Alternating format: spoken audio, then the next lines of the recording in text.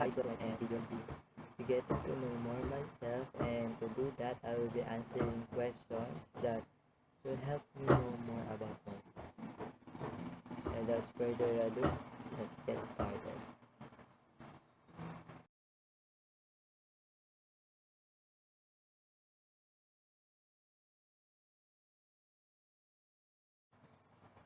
So, the first question is, among the philosophies discussed, which one struck you the most? Explain why. What is the impact of that philosophy to you?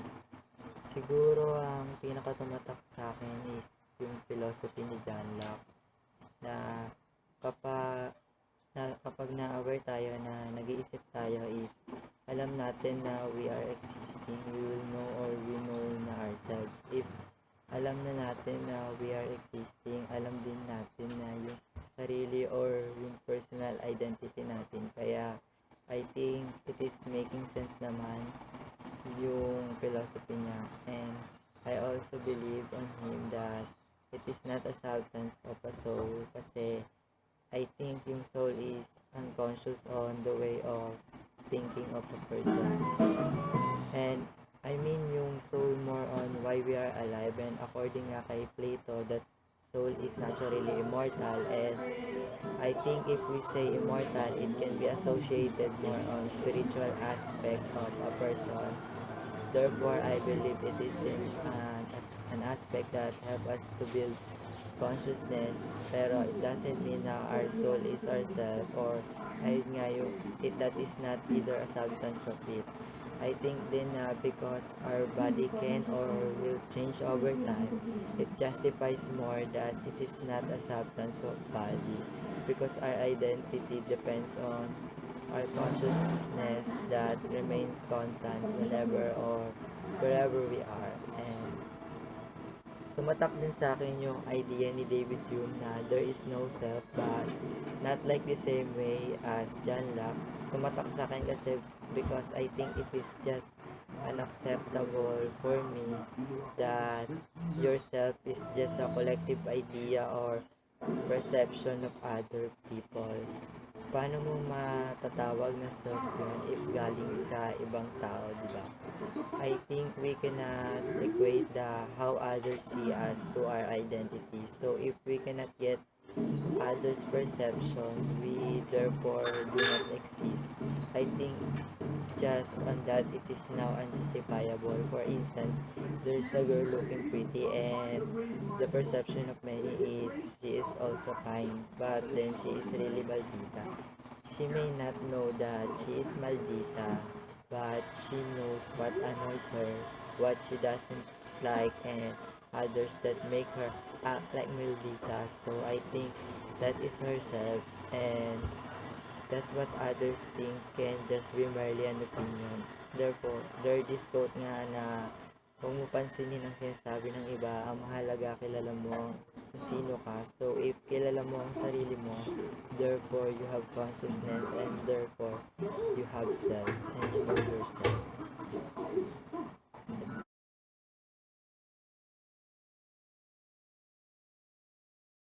So, the second one is describe your extended self. What do you think influence the development of your extended self? My extended self for me is my sketchbooks and my drawing materials.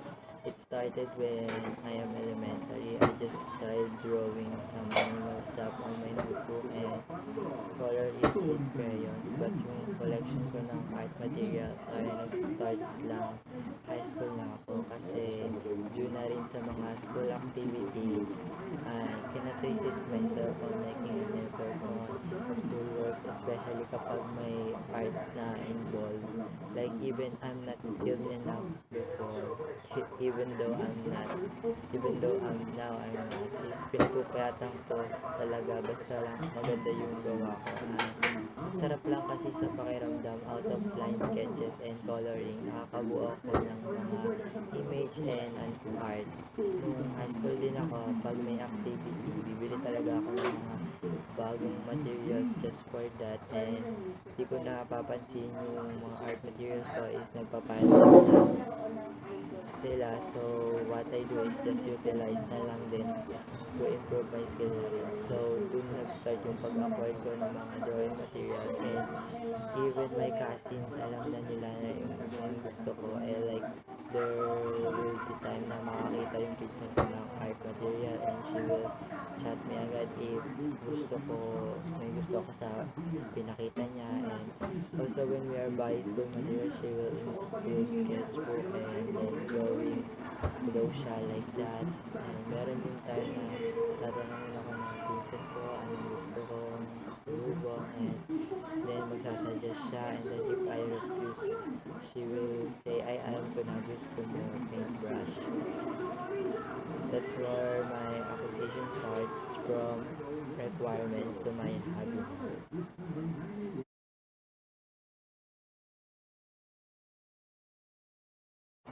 So, the third question is, discuss your spiritual self. Are you contented with the spiritual self that you have now? So, my spiritual self, I think I am not too religious, but I do my religious practices. And my family is always attending masses, especially yung mga date na mahalaga talaga sa religion namin, like yung Holy Week, Christmas, and special events.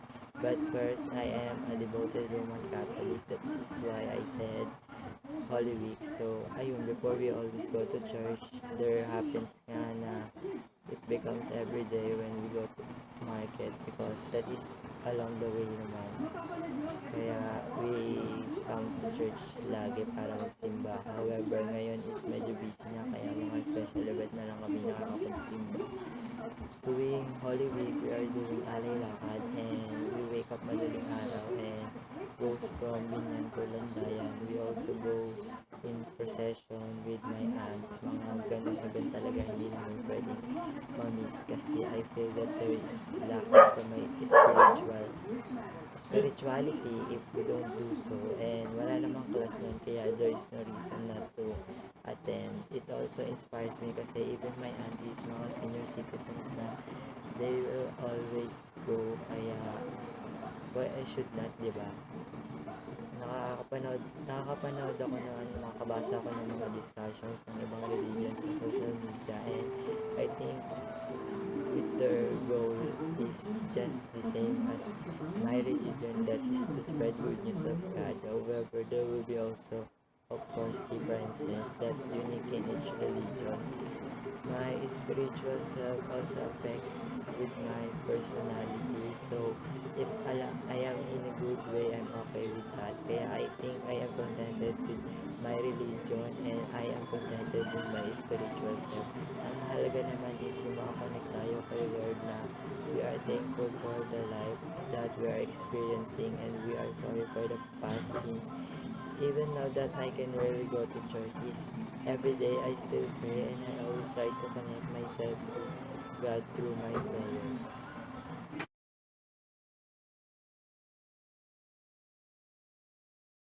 The fourth question is, have you found the purpose of your life? What is the purpose of your life? I think I am still in the stage of figuring out what my purpose in life is.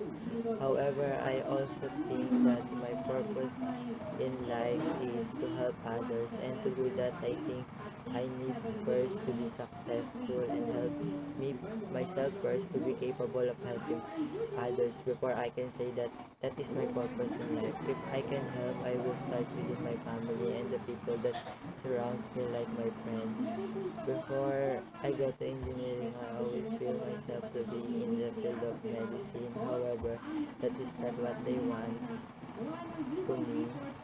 So I just go in engineering, and I'm not against to it, and I also don't hate engineering, so why not I try? That is where my thinking that my purpose in life is to help others, because if I become a doctor, I can help my community with their health problems. Even I cannot assess all people in that community, at least I can help some. I also want to break the norms and get people with proper health assessment, like yung mga, instead of going to a doctor, will just rely on sayings and rumors na kapag may sakit ka, minum ka lang ng ganito, kapag may nararamdaman ka ganito, gawin mo lang to, and that there's no evidence to that, and there's no evidence that effective or worse is makasama pa lalo. Yung mga ganong instances yung gusto kong mabago, and that is also an act of helping that I think my purpose is rather than I go to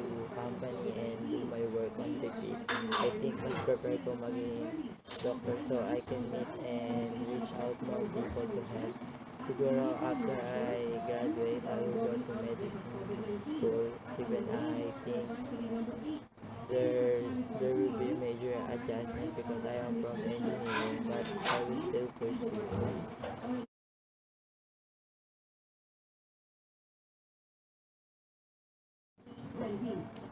So the last question is, how do you take care of yourself and the activities that you are engaged in order to take care of yourself?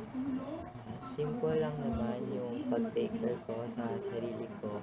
For example, pag na-stress ako because of school works and I cannot think clearly na I prefer to sleep rather than to force myself to do things, lalo na pag madami talaga and madaling araw na is hindi ko pa rin siya natatapos. Like, itutulog ko na lang muna or I will take a nap first because I think I feel more recharged if I do that and I can do my work efficiently. I also always follow what my parents always told me to get a good sleep kasi hindi naman daw mawawala yung mga works ko kapag gising ko. So I just follow since I can finish all them naman agad if I will work in a good condition. In taking care of myself, I also used to draw and paint as a therapy so I can clear my mind. I always do things to clear my thoughts and free from stress because only in that way I think I can perform well. Also, listening to a song, especially K-pop songs, helps me a lot when I take a break on my works. Eating is also my way of taking care of myself because pag I have a lot to do and I'm struggling, then my father will say, eat first so you can think properly. So whenever I am in that situation, I always eat. I also read it in the internet that mental work is like doing physical work, so it consumes me my energy and therefore needed to be recharged. It is also due to my father why I always take care of myself without setting aside to finish my duties.